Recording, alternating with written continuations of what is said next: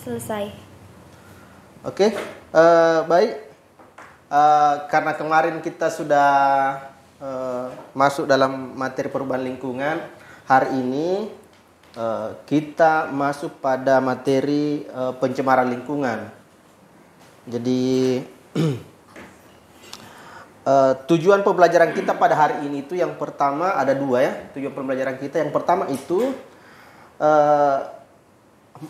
diharapkan kepada Ananda sekalian untuk bisa menganalisis faktor-faktor yang mempengaruhi terjadinya perubahan lingkungan di sekitar kita secara teliti. Yang kedua itu nanti diharapkan Ananda sekalian bisa menganalisis dampak dan solusi dari perubahan lingkungan secara teliti. Jadi bukan hanya melihat apa yang terjadi, perubahan lingkungan apa yang terjadi, tapi diharapkan nanti Ananda bisa untuk menganalisis dampaknya terhadap kehidupan kita. Oke,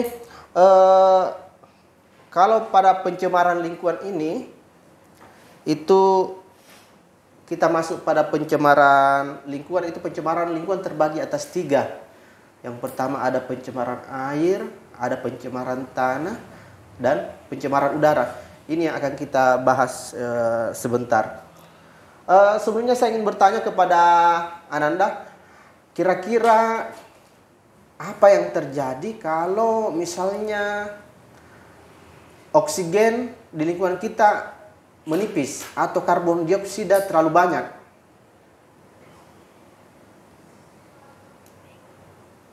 Kira-kira apa yang terjadi? Siapa yang mau berkomentar?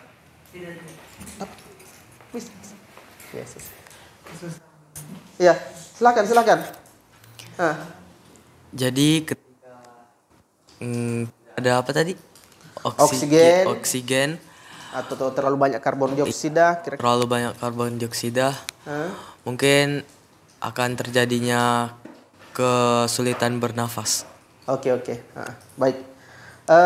Selanjutnya saya ingin tahu dulu bagaimana kesiapan belajar kita pada hari ini.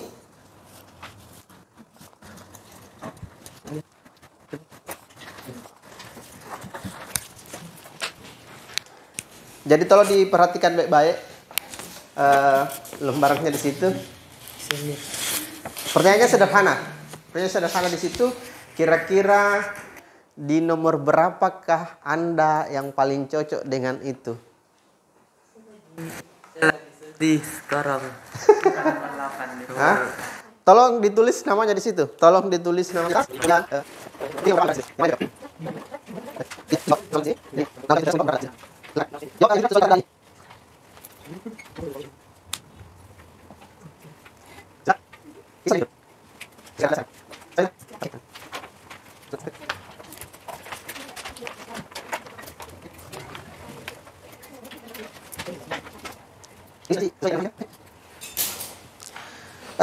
Selanjutnya saya ingin sampaikan untuk hari ini bahwa karena ada 3 yang akan kita bahas hari ini, mulai pencemaran tanah, air, dan udara, maka saya ingin sebentar Ananda sekalian kembali ke kelompoknya yang sudah ditentukan sebelumnya, kemudian memilih pokok bahasan mana yang Anda mau bahas. Jadi karena kita terbagi 3 kelompok, silahkan pilih pokok bahasan apakah pencemaran tanah kah, atau pencemaran udara, atau pencemaran air. Jadi intinya hari ini tuh yang akan kita bahas apa itu pencemaran tanah, apa itu pencemaran air, apa itu pencemaran udara. Jadi kemudian selanjutnya apa yang menyebabkan itu pencemaran tanah itu, atau apa yang menyebabkan pencemaran air, dan apa yang menyebabkan pencemaran udara. Jadi yang pertama itu apa pengertiannya, yang kedua apa penyebabnya, yang ketiga kenapa bisa dikatakan itu tercemar, apa indikasinya. Misalnya air tanah di sini. Apa indikasinya? Kenapa dikatakan tercemar? Nah, yang keempat itu apa dampaknya bagi manusia? Yang kelima, kira-kira apa solusinya? Nah, itu yang akan kita bahas hari ini. Jadi sebagai pengantar saya kira cukup. Ananda sekalian bisa kembali ke kelompok asalnya sebelumnya.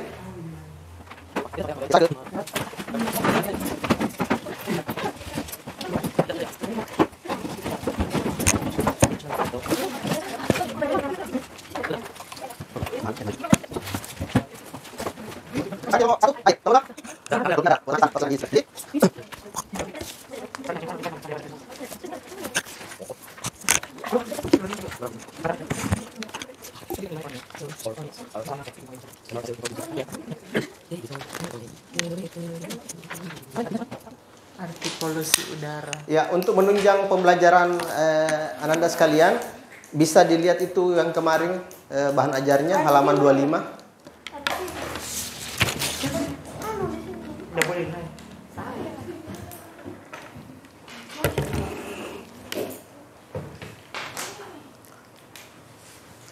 Ya, halaman ada ini untuk bisa mengingat.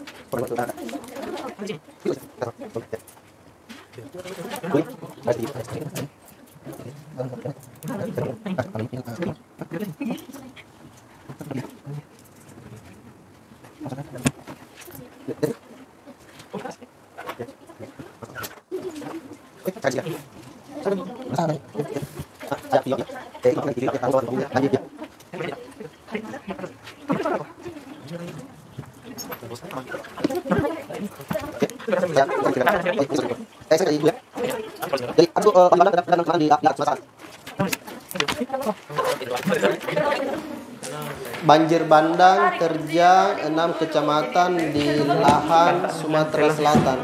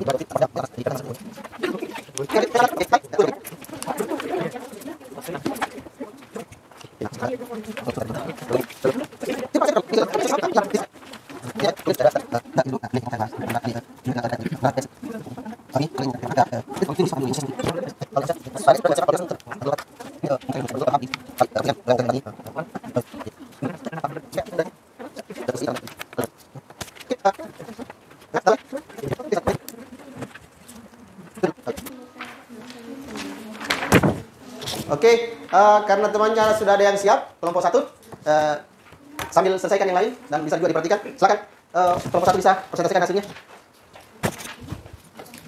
Jadi nanti kelompok yang lain seperti biasa perhatikan dengan seksama, kemudian tanyakan yang ingin ditanyakan.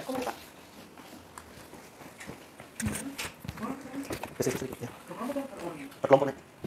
Itu 1 per orang. Tapi abaikan saya dulu. Tugas utamanya saya dulu dikerja. Silakan, tolong diperhatikan semuanya. Ya. Assalamualaikum warahmatullahi wabarakatuh. Waalaikumsalam warahmatullahi wabarakatuh. Kami dari kelompok 1 akan mempresentasikan hasil diskusi kami tentang pencemaran air. Pengertian dari pencemaran air adalah menurunnya kualitas air yang disebabkan oleh masuknya komponen asing berupa unsur, energi, atau zat lainnya ke dalam air. Penyebabnya pembuangan limbah rumah tangga di sungai, sampah limbah pabrik, senyawa organik dan anorganik, endapan tanah. Indikator pencemaran air, adanya bahan pelarut dan endapan, berbau, derajat keasaman tidak netral, mikroorganisme yang berlebih, memiliki rasa, radioaktif yang meningkat, suhu air berubah dan berwarna. Dampak yang ditimbulkan ialah kerusakan ekosistem yang ada di perairan, terjadinya bencana banjir dan juga tanah longsor, biota dan makhluk hidup air mati karena kualitas air. Sumber air bersih bagi manusia berkurang. Gangguan kesehatan karena mengkonsumsi air tersebut. Ya. Solusinya tidak membuang sampah ke sungai, mengurangi penggunaan deterjen dan obat kimia berbahaya seperti pestisida, menggunakan air sepenuhnya saja. Sekian dari kami, ada yang mau ditanya? Oke. Bagaimana yang lain, silakan menanggapi. Oh, masing-masing ya.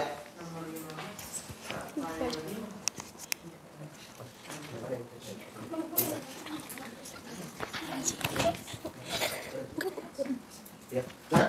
Siapa dulu? Oh, ini. Ya. Kelompok 3 dulu. Kelompok 3 dulu. Silakan. Izinkan saya bertanya kepada kelompok 1, yaitu pertanyaannya, mengapa perlindungan sumber daya air penting untuk berkelanjutan lingkungan? Terima kasih. Oke, baik, saya ulangi, mengapa perlindungan sumber daya air penting untuk berkelanjutan lingkungan? Terima kasih. Kenapa sumber daya air penting? Baik, terima kasih atas pertanyaannya. Air bersih sangat penting untuk kehidupan manusia dan ekosistem. Jaga keberlanjutan air melibatkan konservasi sumber daya air, pengelolaan limbah yang baik, dan pencegahan polusi agar dapat memastikan ketersediaan air bersih untuk generasi mendatang. Ada lagi yang ingin ditanyakan? Gimana? Gimana? Puas? Oke, silakan. Puas. Ya. Kami dari kelompok 2 mau bertanya, bagaimana efek plastik terhadap lingkungan dan kehidupan laut? Efek plastik terhadap lingkungan dan kehidupan laut.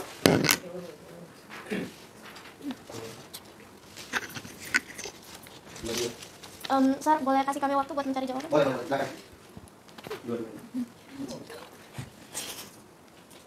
Terima kasih atas pertanyaannya. Jawaban dari kami, bagaimana efek plastik terhadap lingkungan dan kehidupan laut? Plastik dapat menyebabkan pencemaran lingkungan karena sulit terurai dan dapat mencemari air, tanah, dan udara. Di laut, plastik dapat merusak ekosistem, membahayakan hewan laut, dan menyebabkan masalah kesehatan pada manusia yang mengkonsumsi ikan yang terkontaminasi plastik. Cukup? Terima kasih. Ya, cukup. Terima kasih. Jadi intinya tadi kalau laut terkontaminasi plastik, nanti plastiknya itu bisa dimakan sama ikan di sana. Yang jadi masalah nanti saat ikannya kita makan, jadi ada zat kimia dalam sama ikan, itu juga yang kita konsumsi nanti jadi berbahaya. Mungkin itu saja karena waktu kita terbatas. Kita saja beri apa untuk temannya. Oke, silakan siapa yang selanjutnya? Kalau berapa sudah siap?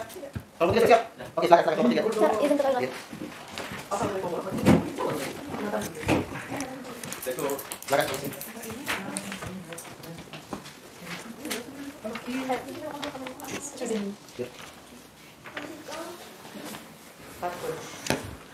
Assalamualaikum warahmatullahi wabarakatuh. Perkenalkan, kami dari kelompok 2 dan kami membawakan tema itu polusi udara. Oke, baik, yang pertama itu polusi udara adalah kehadiran satu atau lebih substansi fisik, kimia, atau biologi di atmosfer dalam jumlah yang dapat membahayakan kesehatan manusia, hewan, dan tumbuhan, mengganggu estetika dan kenyamanan, atau merusak properti. Penyebabnya pencemaran udara adalah terjadinya karena emisi gas buang dari kendaraan bermotor, aktivitas industri, pembakaran bahan bakar fosil, serta deforestasi yang mengurangi kemampuan alam dalam menyerap polutan udara. Yang ketiga, dampak polusi udara. Pertama, lapisan ozon menipis. Yang kedua, bisa mengganggu kesehatan paru-paru. Yang ketiga, pembentukan kabut asap dan hujan asam yang merusak tanaman, hutan, dan badan udara. Dan solusinya adalah mengurangi kendaraan bermotor, hindari membakar sampah dan hutan, dan menggunakan bahan bakar ramah lingkungan. Baik, itu saja dari kami. Ada yang ingin bertanya? Ya, silakan. Saya kelompok lain bertanya, apa yang dimaksud dengan jejak karbon dan bagaimana cara menguranginya? Pertama dulu. Ya, aku dulu. Oke, silakan. Kalau tadi. Baik, saya dari kelompok 1 ingin bertanya, apa peran hutan dalam menjaga kesenjangan lingkungan terutama dalam mengurangi pencemaran udara? Cari, lanjut. Apa peran hutan dalam menjaga kesenjangan lingkungan? Oh ya, baik, saya akan jawab pertanyaan di kelompok 2. Apa yang dimaksud dengan jejak karbon dan bagaimana kita dapat menguranginya? Jawabannya adalah jejak karbon adalah jumlah emisi gas rumah kaca yang dihasilkan secara langsung atau tidak langsung oleh individu, organisasi atau kegiatan tertentu. Mengurangi jejak karbon melibatkan penggunaan energi terbarukan, transportasi berkelanjutan, dan praktik hidup ramah lingkungan. Cukup. Oke. Ya, kalau satu, kalau satu. Coba lagi pertanyaan. Ya, Pak. Apa peran hutan dalam menjaga kesenjangan lingkungan? Oke, terima kasih pertanyaannya. Jawabannya adalah hutan memiliki peran penting dalam menjaga keseimbangan lingkungan dengan menyimpan karbon, menyediakan habitat bagi berbagai spesies, menjaga kestabilan tanah, dan mengatur siklus air. Deforestasi dapat mengakibatkan kerugian besar terhadap fungsi-fungsi tersebut. Cukup. Oke, baik, ada yang ingin bertanya lagi? Oke. Terima kasih. Kelompok 2.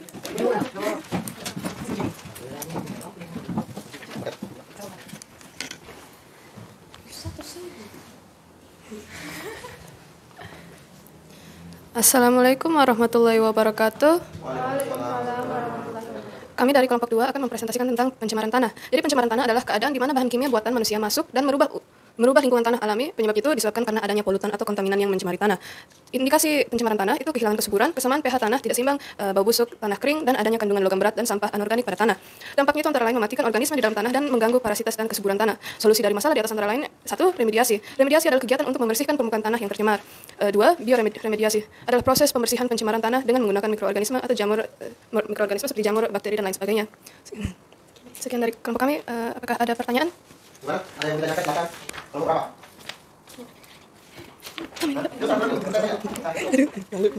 Siapa yang mau bertanya? Oke, kelompok 1 dulu.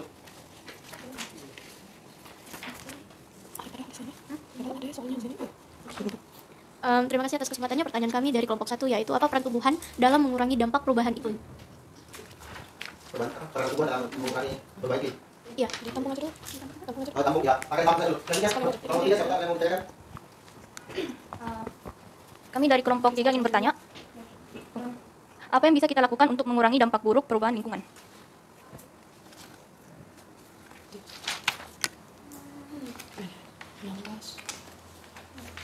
Ya, silakan. Terserah mana dulu yang Anda siap, pertanyaan dari kelompok 1 atau dari kelompok 3, terserah. Yang mana dulu yang mau dijawab? Silakan. Dari pertanyaan dari kelompok, saya akan menjawab pertanyaan dari kelompok 2. Kelompok 1.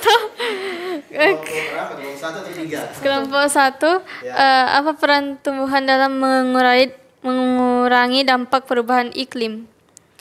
Tumbuhan berperan dalam mengurangi dampak perubahan iklim dengan menyerap karbon dioksida melalui proses fotosintesis.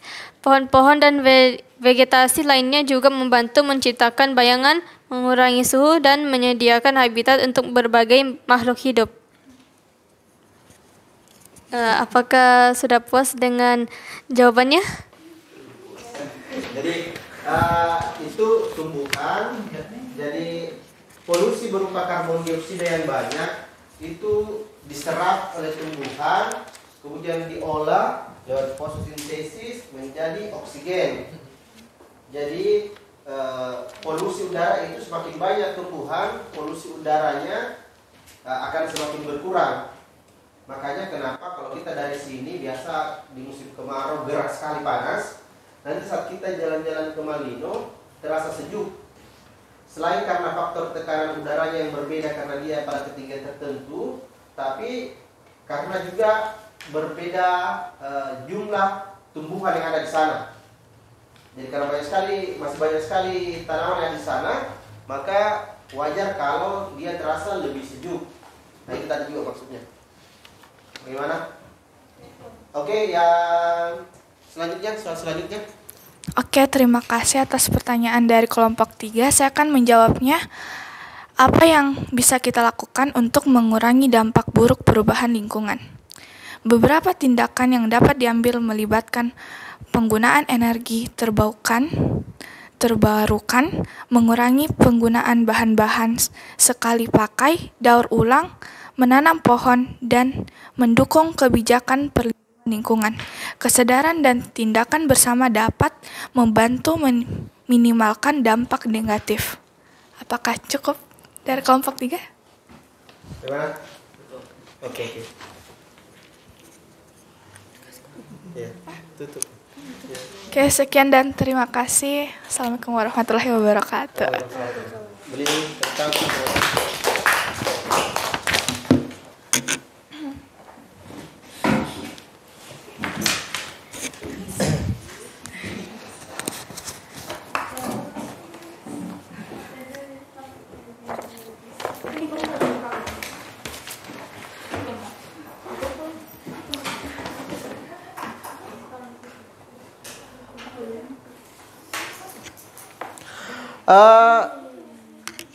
setelah hasil diskusi kita pada hari ini, saya ingin meminta mungkin 2 atau 3 orang dari Ananda sekalian untuk bisa menyimpulkan apa yang kita pelajari hari ini.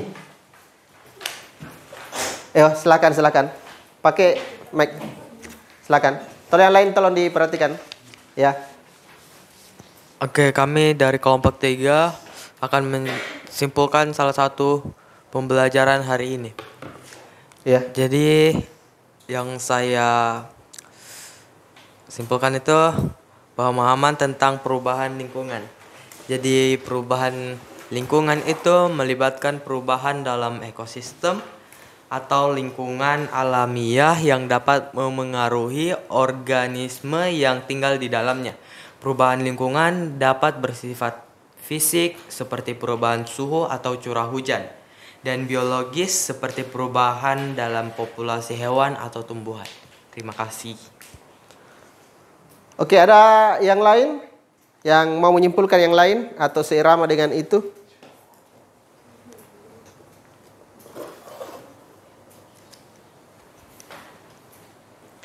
Silakan. Terus ragu-ragu? Iya, kelompok 1. Itu diambilan.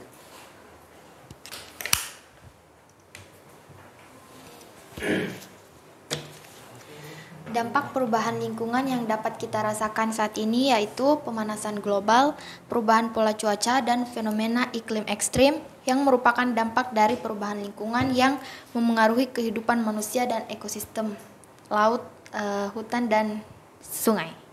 Oke, bagus sekali. Yang terakhir, silakan.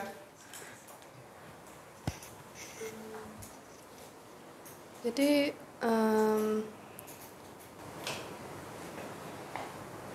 dari pembelajaran hari ini dapat disimpulkan bahwa pencemaran itu terdapat beberapa jenis seperti pencemaran air, tanah, dan udara, tetapi semua memiliki dampak yang sama, yaitu merusak lingkungan dan juga dapat menghambat aktivitas manusia.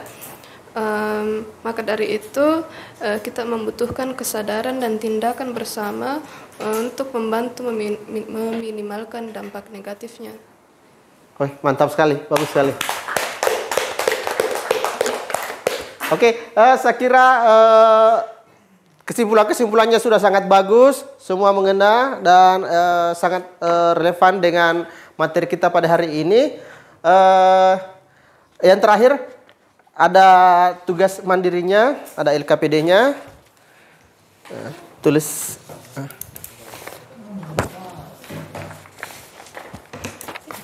Tulis mana kelas? Oke, itu kita di kelas. Ya. Dulu, itu enggak. Tidak. Ini baik. Beri sapi. Oh, nanti. Terus yang bawa dan Pak tulis mana? Kelas.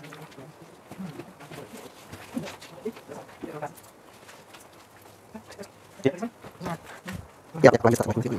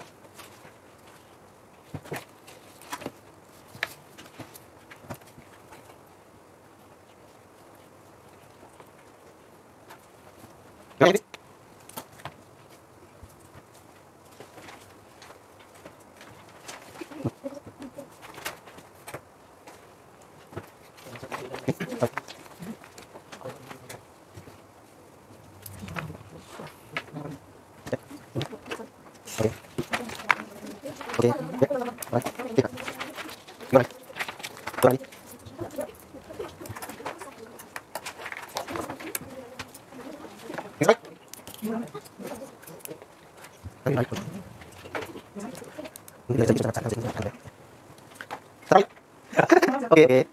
Oke.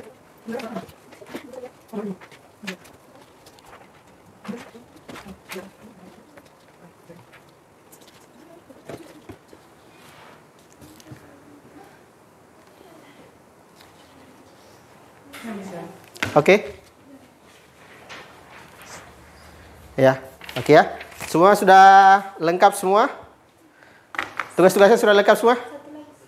Oh, satu orang lagi. Oh. Oke. Ya.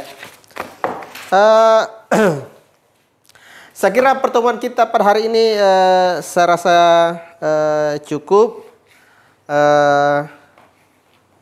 Saya minta salah satu dari Ananda seperti biasa untuk memimpin doa bersama sebelum pembelajaran kita berakhir hari ini. Ya, silakan. Pakai anunya. Ya.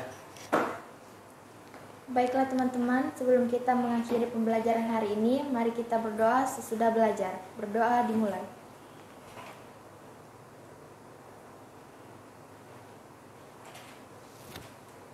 Selesai. Oke, saya kira cukup. Terima kasih atas segala perhatiannya. Assalamualaikum warahmatullahi wabarakatuh.